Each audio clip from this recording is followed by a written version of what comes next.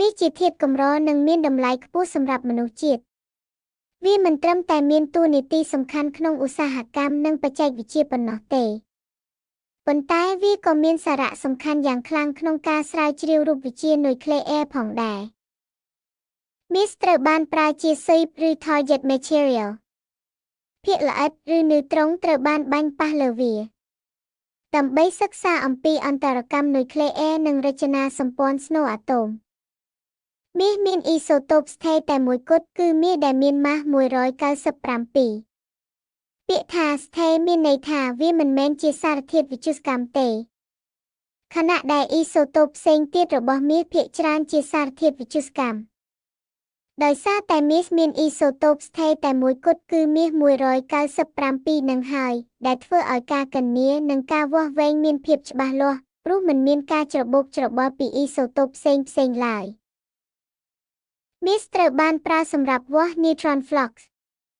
នោះមានន័យថាវាស់ចំនួននឺត្រុងដែលឆ្លងកាត់ក្នុង1វិនាទីវាក៏ត្រូវបានប្រើក្នុងវិធីសាស្ត្រដែលហៅថា neutron activation analysis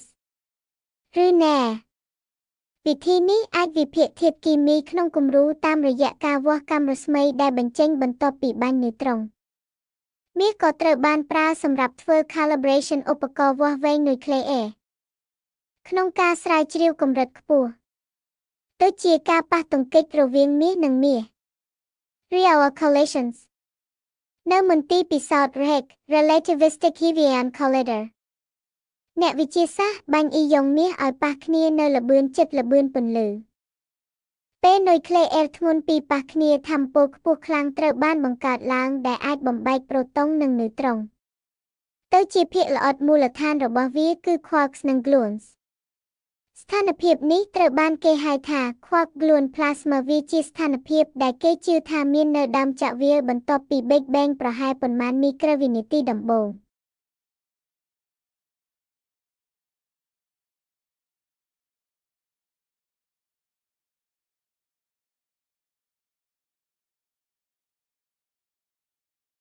មាសក៏មានតួនាទីសំខាន់ក្នុងប្រវត្តិសាស្ត្ររូបវិទ្យាផងដែរក្នុងឆ្នាំ1909ដល់1911 Ernest Rutherford បានប្រើសន្លឹកមាសស្ដើងខ្លាំងក្នុងការពិសោធន៍ដ៏ល្បីល្បាញរបស់គាត់ការពិសោធន៍នេះបានបង្ហាញថាអាតូមភាគច្រើនគឺជាលំអទេហើយមានស្នូលតូចមួយនៅកណ្ដាលតែផ្ទុកម៉ាសនិងបន្ទុកវិជ្ជមានភាគច្រើនដោយសារសន្លឹកមាសមនុស្សបានរកឃើញរចនាសម្ព័ន្ធពិតប្រាកដនៃអាតូមនិងកំណើតគំនិតអំពីនុយក្លេអ៊ែរដូច្នេះមាសមិនមែនជារបស់សម្រាប់តែគ្រឿងអលង្ការប៉ុណ្ណោះទេវាជាធាតុសំខាន់មួយសម្រាប់ការយល់ដឹងអំពីធម្មជាតិនុយក្លេអ៊ែរនិងចក្រវាឡបើអ្នកចូលចិត្តវីដេអូបែបនេះសូមចុច like កុំភ្លេច subscribe ដើម្បីទទួលបានវីដេអូថ្មីបន្តទៀតនិងជួយ share ដើម្បីចែករំលែកចំណេះដឹងនេះទៅកាន់មិត្តភ័ក្តិនិងអ្នកដទៃផងដែរសូមអរគុណចំពោះការគាំទ្រ